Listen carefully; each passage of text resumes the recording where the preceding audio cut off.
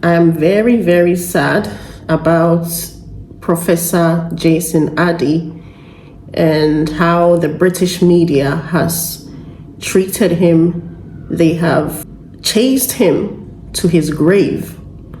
They have hunted this man to his grave. And I'm very, very sad about that. I'm sure by now his mom is hoping that someone will understand her son's situation. And I do understand. I do perfectly understand. May Professor Jason Ardey's soul rest in perfect peace. Was he a professor? Yes, he was a professor. He was a professor because he was seeking knowledge to find understanding in mental health for the benefit of society. A professor is not someone who goes to study a subject and comes back to talk in big language, big grammar, to prove to everyone that they were able to succeed at reading a doctorate degree. That is not what a professor is. A professor is someone who seeks knowledge for the benefit of humanity. And that is what Professor Jason Ardey sought to do because of the fact that he had autism. That created barriers in his life with communication. And for the newspapers to make the public believe in some unvalidated findings that they did. I call them unvalidated because if someone tells you they were speech impaired and had global delay until a certain age, who do you go to verify this from? Who will be your first point of call to verify this information from? Your first point of call should be the person's doctor or therapist. That will be your first point of call. Before I go any further, the university cleared him of plagiarism. So he did not plagiarize his work. Now, after you have found out that he did not plagiarize his work and he has been cleared for that, you started attacking him based on his personal life, his private life experiences. If somebody tells you that he is autistic, your first point of contact to validate this will be the clinical professionals. Did you validate this from a clinical professional? These British newspapers did not check from his doctor or therapist to verify whether he was autistic or not. For someone like this, you are only able to determine the trends of his behavior based on his mental health. I have never read anywhere that any of the newspapers verified his mental health from the clinicians.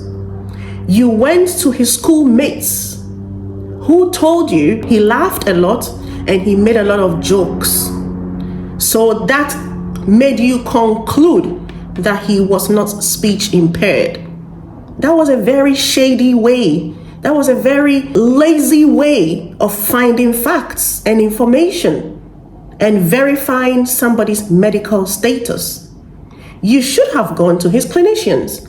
In any case, if somebody says, this person laughs a lot, this person makes a lot of jokes, that does not mean that the person is not speech impaired. Communication is broad. Communication goes with many things. Communication means you have to communicate something for other people to understand. Communication means you have to be able to explain complex things and make it understandable to others. So communication is not just about laughter and jokes. So if his schoolmates told you that he laughed a lot and made a lot of jokes, hence that made you conclude that he wasn't speech impaired and globally delayed, that that does not help with finding facts. You need a clinician's opinion on this. Number 2, who is a liar? Now, I don't support lies. What I like to do is to fact find and ensure that everything has been checked. And my main argument today is the fact that I read nowhere that the clinicians, the therapists involved in Professor Ardey's care were contacted. That is my main point here. Because his behavior will be based on the fact that he's got autism. Because autistic people have certain traits. Who is a liar? A liar is somebody who makes a deliberate attempt to mislead people. Deliberate attempt to mislead people. And the person will have a strong memory to be able to make sure that all the stories will link together. The person will have a strong memory to make sure that all the stories will corroborate. If you look at the traits of autistic people, they do not have strong memories. So something will happen for so many years back, and they will not be able to remember the details of it when they are talking about it in another time. These are the things that we need to focus on. We need to focus on the fact that the person had a mental problem. And what I like about Professor Ardey was the fact that he was not seeking to destroy. Because sometimes autistic people will destroy things, not intentionally, but it's because of how an autistic behaves. That is why they will do that. But he was not seeking to destroy. He was seeking knowledge about mental health for the betterment of humanity, for the betterment of himself and humanity. Even normal people do worse things to destroy.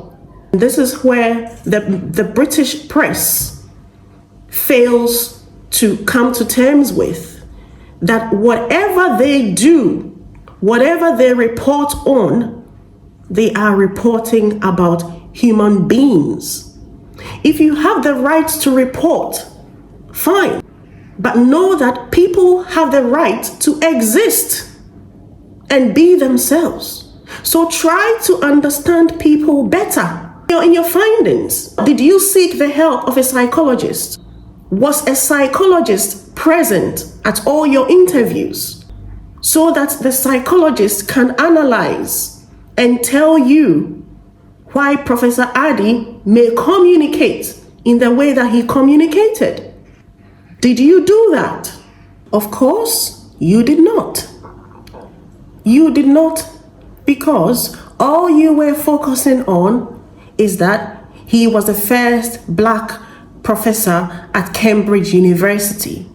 All you were focusing on was the fact that he has been given such a high promotion, and you did not like the sound of that. If you look at Professor Jason Ardey carefully, you can see that he was not promoted only based on a doctorate degree. He is welcoming. He shows love and care.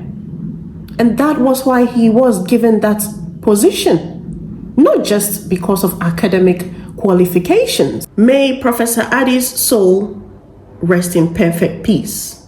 You have achieved what you wanted to achieve. The man resigned from Cambridge University anyway. He resigned from Cambridge University, but you kept on. You kept on pushing and pushing and pushing. Why? The views of the British media should not be the final call. We all have a voice. In the past, I would be so worried, and then I won't say much. I realize that if you don't talk, to support people and your own self. Very important. Your own self. People will take advantage of you and others for their benefit. That is why I'm talking about this. We need to talk about our own issues because we understand our own issues. We understand our own issues better than the British press and anyone else. That is why I'm talking about this.